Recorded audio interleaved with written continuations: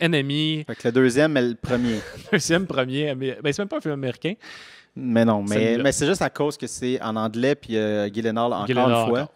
Alors, on pense que Ouais, c'est ben, comme c'est ça. un Ben, film moi aussi, je américain. pensais que c'était américain avant. Là. Surtout qu'il est sorti en deuxième. Ouais.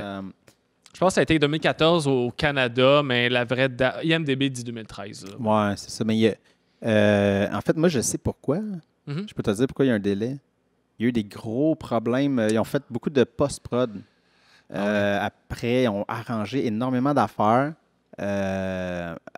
dont des vêtements des acteurs. Parce que Villeneuve, mais on peut peut-être. Ouais, Vas-y, avec l'histoire. je vais finir l'histoire. C'est que Villeneuve, il est tombé dans un trip avec Jake Gyllenhaal et le directeur photo.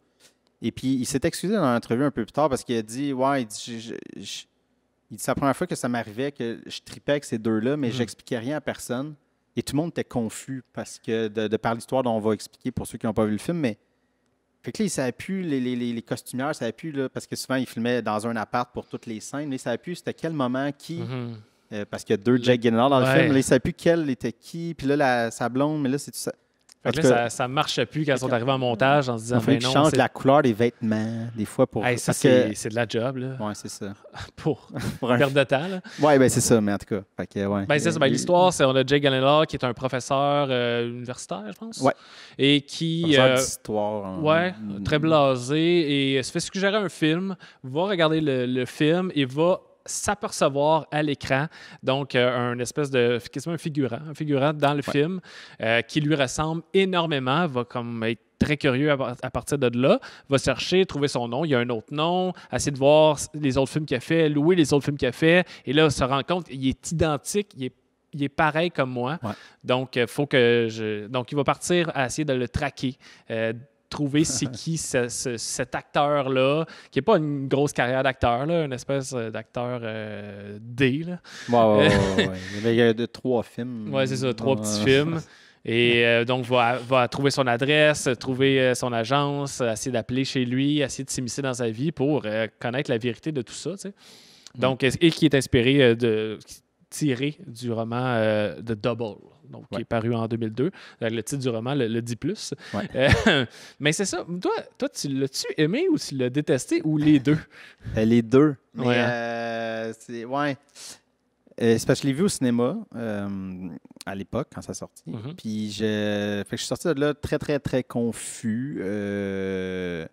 C'est que moi, tu sais, quand c'est ce genre de film-là, très abstrait, très comme on donne pas les clés, tu sais, c'est pas expliqué. Je pense que c'est pas parce que je suis niaiseux. C'est juste que la manière dont j'écoute les films, je suis très comme dans l'émotion, puis je réfléchis pas tout le temps. Tu sais, je suis là à capter l'image, les affaires, mais je suis pas en train de faire « OK, ça, c'est ça, c'est ça ». Fait que là, le film finit, puis je suis comme « Ah, OK, il faut que je le revoie », tu sais, souvent. Ouais. Et là, j'ai revu, je l'ai un peu skippé vite, mais là, je comprends un peu plus le truc. Fait que, ouais, c'est le genre de film qui me challenge un peu.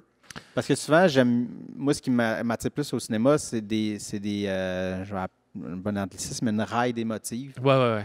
Plus que cérébrale. Quoique, c'est pas dénué d'émotion, ce film-là, c'est pas. Mais le plaisir du film, c'est d'être justement qu'est-ce qui se passe, ils sont deux, puis là, on comprend pas le truc. Mais toi, je me demandais, toi étant un fan de Lynch, comment t'as aimé ça? Ouais, moi, je l'ai aimé.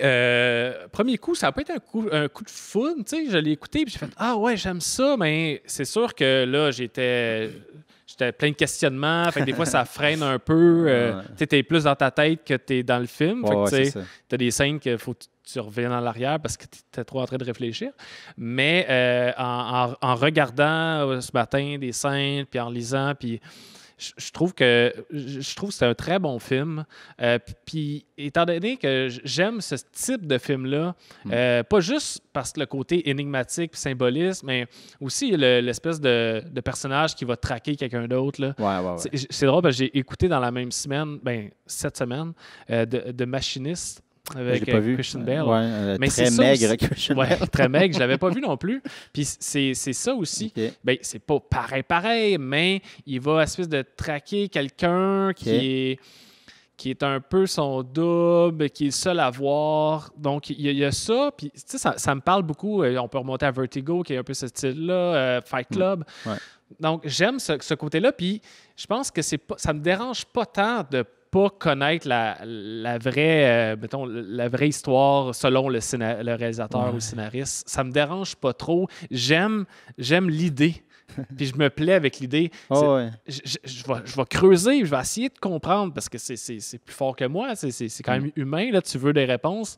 Mais il y a quelque chose qui me satisfait dans l'idée que, c'est-tu deux personnes? C'est-tu deux revers de la même personne? Moi, j'aime penser que c'est la même personne et que c'est deux facettes. Ouais, je t'annonce que c'est ça. C'est un combat du subconscient, en fait. Oui. Puis là, on va peut-être rentrer dans un mode spoilers pour ceux qui l'ont pas vu. On peut rentrer. Parce que là, c'est ça le film, c'est que c'est tellement. C'est ça que je veux parler avec Max parce que sinon on n'a rien d'autre à dire. Non, mais c'est très. C'est ça, c'est un combat de son subconscient, en fait. Mm-hmm. Donc, le vrai personnage, c'est le professeur. Ouais. Et l'autre, c'est son identité machiste, un peu cool guy, l'acteur qui couche avec plein de femmes. C'est ça. Parce que dans le fond, il a trompé sa femme. Mais ça, c'est dit dans le fond parce que la mère revient et elle dit tout le temps comme moi, là, faut que tu choisis, tu sais, comme tu settle down, que tu choisisses ta tata, ça revient tout le temps. Fait que tu catches que c'est son. Il y a peut-être une deuxième personnalité, tu sais. Clairement, il y a un dédoublement, un vrai dédoublement style schizophrénique. Là. Ouais. Parce que quand à un moment donné, il voit sa femme enceinte, quand il est en prof, mais normalement, elle la connaît, l'acteur, elle est apeurée. Puis elle l'appelle, elle veut appeler Jake acteur. Ouais. On va l'appeler de même pour Jake acteur, c'est ça plus ça. Puis on voit Jake professeur s'en aller. Puis sortir du cadre. Quand il sort du cadre, là, il répond. Oui, exact. C'est pas difficile à comprendre, non. mais d'avoir 100% puis d'expliquer parfaitement tous les araignées. Tu sais, Prisoners avait les serpents puis les labyrinthes. Ben, Enemy avait les tarentules. Puis c'est ce côté-là aussi qui est pas clair. Là. Les araignées, je sais pas si tu as vu en lisant un peu, mais il y a une sculpture d'araignée.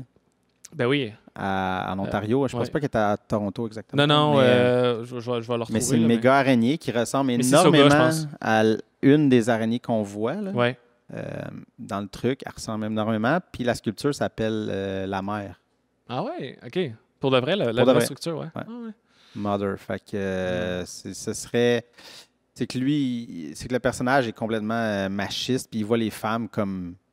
une menace à son identité parce que sa mère n'arrête pas de taper sa tête puis sa femme veut pas qu'elle se fasse tromper.